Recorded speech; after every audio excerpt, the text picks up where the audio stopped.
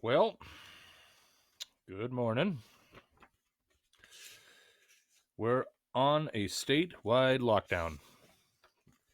The announcement was made as of 5:30 p.m. yesterday when the governor made an announcement. I have not yet watched or listened to his remarks, but I do have here the actual text of the proclamation. It's 5 pages long. I'm just trying to get to the most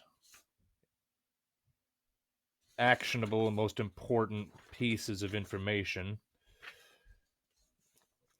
I'm just going to read from the text of the proclamation, and I quote now, therefore, I, Jay Inslee, Governor of the State of Washington, as a result of the above noted situation, and under Chapters 38.08, 38.52, and 43.06 RCW, do hereby proclaim that a state of emergency continues to exist in all counties of Washington State, that Proclamation 20-05 and all amendments hereto remain in effect as otherwise amended, and that Proclamations 20-05, 20-07, 20-11, 20-13, and 20-14 are amended and superseded by this proclamation to impose a stay home, stay healthy order throughout Washington State by, and here we go with the important part, prohibiting all people in Washington State from leaving their homes or participating in social, spiritual, and recreational gatherings of any kind, regardless of the number of participants, and all non essential businesses in Washington State from conducting business within the limitations provided herein. I again direct that the plans and procedures of the Washington State Comprehensive Emergency Management Plan be implemented throughout state government. State agencies and departments are directed to continue utilizing state resources and doing everything reasonably possible to support implementation of the Washington State Comprehensive Emergency Management Plan and to assist affected political subdivisions in an effort to respond and recover from the COVID-19 pandemic. I continue to order into active state service the organized militia of Washington State, to include the National Guard and the State Guard, or such part thereof as may be necessary in the opinion of the Adjutant General, to address the circumstances described above, to perform such duties as directed by competent authority of the Washington State Military Department in addressing the outbreak. Additionally, I continue to direct the Department of Health, the Washington State Military Department Emergency Management Division, and other agencies to identify and provide appropriate personnel for conducting necessary and ongoing incident-related assessments. So, I'm interested in reading the actual verbiage on what the penalty might be for failing to adhere to or abide by this order. Okay.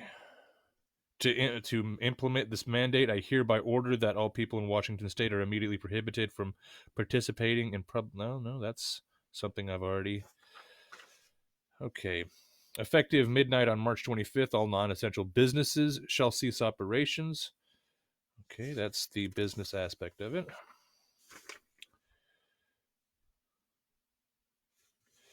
Well, I read someplace that a violation of this order would be viewed as a misdemeanor, and that the person who violates it could be fined a maximum of up to $500.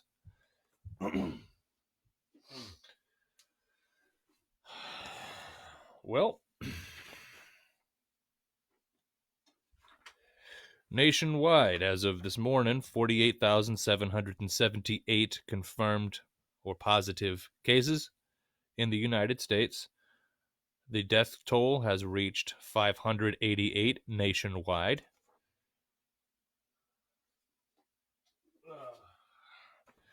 And here in the state of Washington,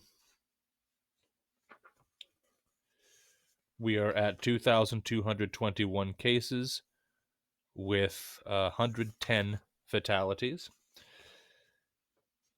And in my home county of Pierce County, 126 cases and still sitting at 1 fatality.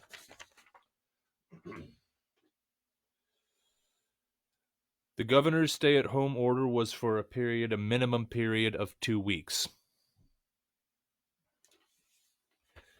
I think that puts it somewhere at the beginning of April.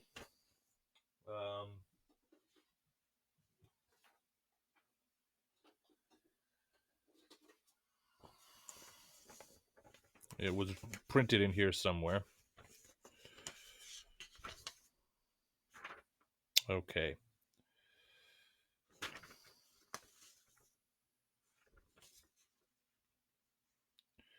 Well, I thought it was, but whatever 2 weeks from yesterday was. My friend and I took a drive out to the other side of the Tacoma Narrows.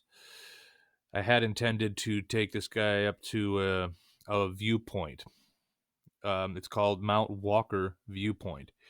It's near Quilcene and right at the foothills, just getting into the Olympic Mountains. I've been up there a couple times since moving to Washington. It's an amazing spot. From up there, you are able to see all of downtown Seattle, and you are also able to see some features of Tacoma, such as St. Joseph Hospital, the Tacoma Narrows Bridge, from the same spot up on this high point out west of here. And there's 2 viewpoints at the top of this mountain. There's the one from which you can see Seattle and Tacoma, and then there's also, if you go to the other side of the top of this mountain, you can see into the Olympics, into the Olympic Mountains. You can also see Port Townsend, and it's just you can see Mount Baker on a clear day. It's really an incredible place. And so we decided to sort of make a joint venture of it, if you will, like go out fishing for half of it and then go up and see this viewpoint. So we found a lake on the way up there and met some really cool people who were out there. There weren't many. There were, I think, a total of 4 people hanging out at this lake. But we chatted with a couple of them and left there to go up to this viewpoint. As we were driving through Quilcene, there was this enormous house fire. The main road through the town was completely blocked off. There were all kinds of emergency service vehicles, police vehicles. The road had been blocked off with temporary blockades and signs, so we had to sort of take a detour through a residential neighborhood in Quilcene. And at many points throughout this detour, we could see the fire, we could easily see the flames. And it seemed that all of the population of Quilcene was gathered watching this house burn. It was a major fire. And we got around it and then continued the rest of the way. Made it all the way to where you turn off Highway 101 to get to Mount Walker Viewpoint. Made it a quarter mile, if that, up this winding road, only to find that it was closed. That was frustrating. There was no notifications online or anything that it had been closed, but we just turned around and went back to look for more spots to fish and found another lake. This lake that we found, the second one on the return trip, was really, it was very secluded, very pretty, but we were walking around the perimeter of the lake looking for spots to fish. A lot of it was inaccessible due to the woods and the underbrush and everything. But we eventually found a spot on one end of the water, and it was so strange. It was surreal. We got up to the edge, and you dropped straight down. It didn't seem like the ground sort of angled down at all. It's just my buddy dipped his fishing rod in the water straight down and couldn't even touch the bottom directly from the shore. It was weird, and the water just looked black. It was bizarre. My buddy caught one fish, and that was about all we could manage. Eventually, we got out of there, and it was when we drove away from that lake and had cell service again. That's when I was able to confirm the governor had implemented this lockdown. Well,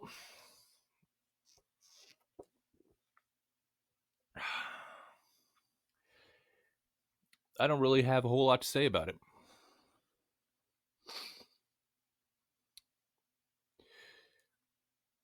And in fact, I don't have a whole lot to say in general this morning because this needs a moment to settle in. So I'm just going to kind of cut things short there for the day. I intend to do a lot of reading and probably come back maybe later today or tomorrow morning with a commentary on all this. This is insane. This is nuts. Well, be good to each other.